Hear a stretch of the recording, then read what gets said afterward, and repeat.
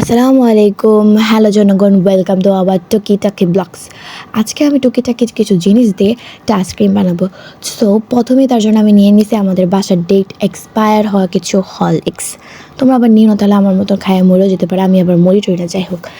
এর সাথে তোমরা দুধ নিবা, দুধটাকে গরম করে চিনিটা দিয়ে মিক্স করবা। চিনিটা দেওয়ার সময় আমার ভিডিও করতে মনে ছিল না, কিন্তু তোমরা অবশ্যই দেবা, তাহলে কিন্তু আর স্বাদ হবে না।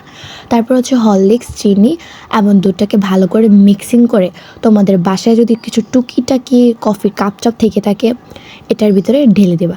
সো চলো, আমাদের মিক্সিং হয়ে গেছে, এখন আমরা একটু ঢেলে নিই। ওকে, সো আমাদের মোটামুটি ঢালাটা শেষ হয়ে গেছে। ঢালার পর আমার বাসায় কিছু আইসক্রিমের কাঠি জমা ছিল, তো আমি ওখান থেকে একটা আইসক্রিমের কাঠি দিয়ে এখন এটাকে আবার ফ্রিজে রেখে দেবো। সো চলো আমরা একটু আমাদের ফ্রিজে রাখা যাক। ফ্রিজে মোটামুটি 4 থেকে 5 ঘন্টা রাখলেই মোটামুটি বরফ হয়ে যাবে। তো আমি রেখে দিলাম। সো এতক্ষণে মনে হয় আমাদের আইসক্রিমটা হয়েই গেছে। সো চলো দেখি আমাদের আইসক্রিমের কী অবস্থা। এই দেখো গাইস, আমার আইসক্রিমটা মোটামুটি হয়ে গেছে, এই দেখো। সো ফাইনাল লুক তোমরা অবশ্যই কমেন্টে জানাবে কেমন হয়েছে। আর হ্যাঁ, এটা কিন্তু খেতে খুব খুব খুব টেস্টি।